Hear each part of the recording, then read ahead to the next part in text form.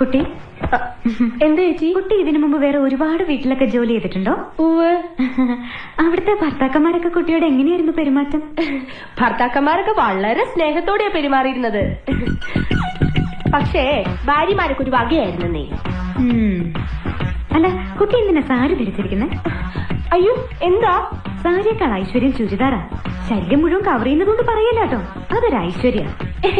അപ്പോ ചേച്ചിക്ക് വേണ്ടേ ഈ ഐശ്വര്യം?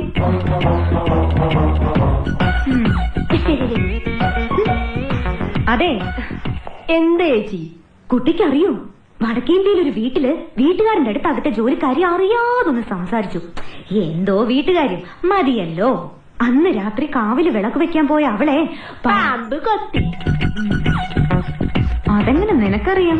മുമ്പ് ഇവിടെ വന്ന ബിന്ദു പറഞ്ഞായിരുന്നു. ഓ, അപ്പൊ എല്ലാം അറിയാം.